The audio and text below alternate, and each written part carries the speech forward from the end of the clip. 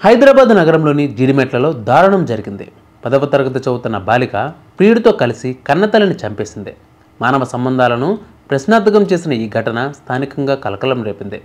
ప్రేమ వ్యవహారం తెలిసి తల్లి మందలించిందన్న కోపంతో తన ప్రియుడు అతని తమ్ముడితో కలిసి కూతురు కన్నతల్లిని చంపేసింది.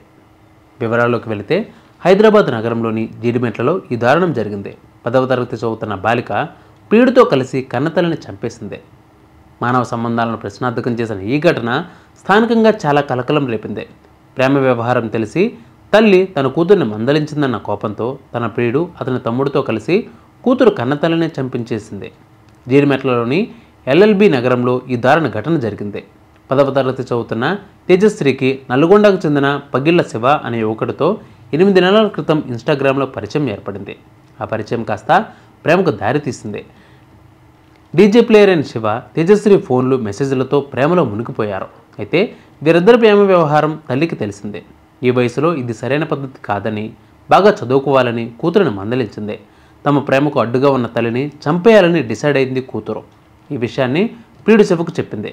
ఇద్దరు కలిసి హత్యకు స్కెచ్ వేశారు. అందుకు శివ తన తమ్ముడు పగిళ్ల యశ్వంత్ను సహాయం తీసుకున్నాడు.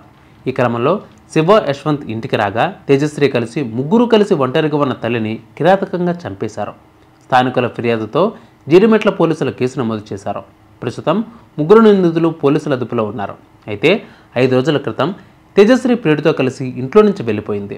ఈ క్రమంలోనే మైనర్ బాలికతో పాటు 2 అబ్బాయిలు నిన్న సాయంత్రం ఇంటికి వచ్చి చున్నీతో ఉరివేసి తలపై బాది అంజలిని హత్య చేసినట్లు పోలీసులు తెలిపారు. చంపిన చున్నీని నిందితులు నడుముకు కట్టుకుని పోలీస్ స్టేషన్కు వచ్చినట్లు పోలీసులు చెబుతూ ఉన్నారు. ఈ ఘటనపై కేసు నమోదు చేసుకున్న జీడిమెట్ల పోలీసులు దర్యాప్తు చేస్తున్నారు. తేజశ్రీ తల్లి అంజలి తెలంగాణ సాంస్కృతిక సారథిలో ఫోక్ సింగర్గా ఉన్నారు. తొర్రూరు దగ్గర ఇనుమర్తి స్వగ్రామం. కూతురే తల్లిని చాలా దారుణంగా చంపేయడంతో ఈ కళా బృందంలో సభ్యులంతా ఇప్పుడు షాక్లో ఉన్నారు. అంజలి మృతితో కుటుంబ సభ్యులు కన్నీరు మున్నీరుగా వెలిపిస్తూ ఉన్నారు. 5 రోజుల క్రితం తేజశ్రీ ప్రియుడితో కలిసి ఇంట్లో నుంచి వెళ్ళిపోయిందని, ఈ విషయం గురించి పోలీసులకు ఫిర్యాదు కూడా చేసినట్లు కుటుంబ సభ్యులు తెలిపారు. నిన్న సాయంత్రం 5 గంటల సమయంలో చిన్న కూతురు లేని సమయంలో పెద్ద కూతురు ప్రియుడితో కలిసి హత్య చేసినట్లు తెలిపారు.